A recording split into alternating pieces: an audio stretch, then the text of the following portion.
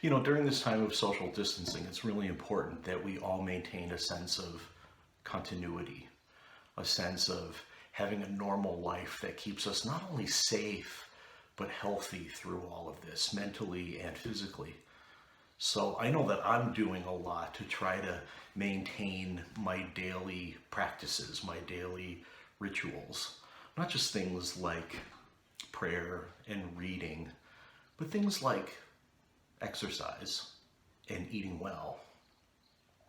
Every day I've been getting up as if it's a regular work day. I know that I'll be working here in my home study, but I still take a shower and wash my hair and get dressed as if I'm going to work at church or to be with any of you in person. For many, though, this time is going to be really, really difficult economically, and that puts a strain on trying to keep things exactly the way that they are, especially for those who are involved in the gig economy, people who are self-employed and are finding themselves without any kind of income. So that makes it a little hard at this time to ask you to give to East Shore. We're in the same position that every person is in this country. We're trying to maintain a sense of normality, a sense of keeping things going for now and for the future. Right now we've got the pledge drive going on, and your pledge packet is in the mail. You probably should have received it already. So I want to remind you to fill that out and send it in as soon as you can so that we can plan for the next year for when all of this is done and we actually go back to a regular church life. I'm recording this on Friday morning, and the board will be meeting tomorrow to make some slight changes to how we do the recording within our finances so that we can have a PayPal button set up on the website. Now, my hope is that by the time you're seeing this on Sunday morning, that will already be in place. If not, it will be within a couple of days, and that'll be available on the website. What I'd like you to do is to go to the website and pay through PayPal, or to send us a check so that we can keep things flowing and we can keep bringing messages to you and keep Sunday morning worship happening and keep Zoom meetings happening and everything else. Congress is also planning on, from what I understand, sending out checks to people. And from what I understand, it's going to be to everybody, not just those who are most in need. Now, I don't know about you, but in my household, we're not feeling like we're really going to need that check. As long as things continue to go the way that I hope they will, based on the generosity that I know that we all at East Shore have and at Joe's church, we're going to be okay. So Joe and I have made a decision that when and if we do get those checks, we are going to contribute them to the minister's discretionary funds at each of our churches. Because we know that there are people who, even if they receive a check for $2,400 or even more if they have children, it just won't be enough. They still have to make rent, they still have to pay taxes, they still have to pay mortgages and utilities and their children's tuition and everything else. And we want to make sure that they're able to continue in their lives and not be completely destroyed by this economically. Like as I said, these are people who live in the gig economy, people who are unemployed, self-employed, and have no income coming in. So I'd like you to really consider doing that when and if that happens. So this would be the time when I would say this is when we'll pass the basket, except we can't really do that now, can we? So I'd just like to remind you to give as generously as you can and to respond to the pledge packet and to go to PayPal or send in that check. And if you're a visitor, if you're brand new to East Shore and you're finding things of value to you, I'd even like to ask you to consider giving just a bit to help us out. Thank you. Thank you for your generosity. She's got a smile that it seems to me reminds me of childhood memories where everything was as fresh as the bright blue sky.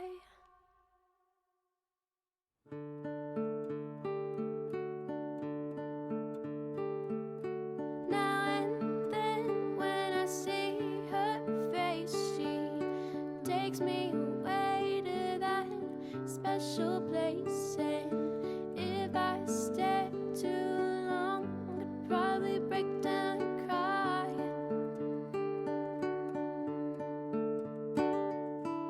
Oh, oh, sweet child of mine.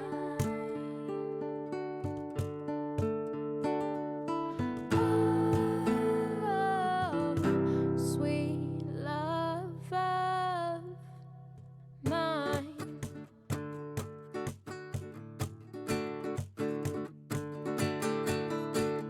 She's got eyes of the bluest skies, as if they thought of rain. I'd hate to look into those eyes and see an ounce of pain. Her hair reminds me of a warm, safe place where, as a child, I'd hide and pray for the thunder and the rain to quietly pass me by. Oh, sweet child of mine. Oh, sweet love of mine. Say, oh,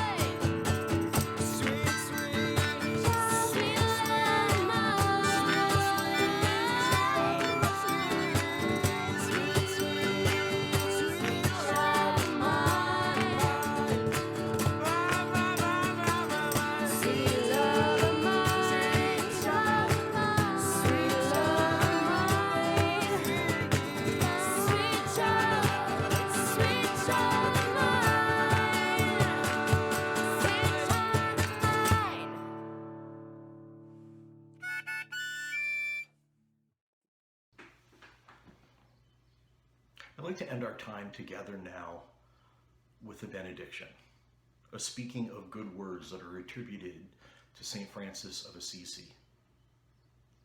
Where hate rules, let us bring love. Where sorrow, joy.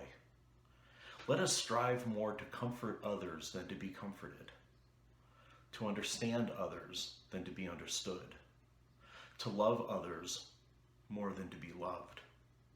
For it is in giving that we receive, and in pardoning that we are pardoned. And now, even though we can't be together, we can still join hands metaphorically in our bond of union. So I'd like to invite you to join along with me. We join hands in Unitarian Universalist Fellowship, pledging ourselves to an individual religious freedom, which transcends all creeds. Not to think alike, but to journey together. Amen. And now that you're done looking at this YouTube playlist, I'd like to invite you to go back to Facebook Live, where our live stream has been continuing through here, so that if you haven't already, you can check in and engage in conversation with other people. And this would also be a good time for you to share whatever resources you have come across this week that are helping you make it through this time. Maybe it's an uplifting video, maybe it's something that makes you laugh, maybe it's a link to a really good reading or discussion or book, anything. The more resources we can share with each other here, the more we can stay connected. Be well.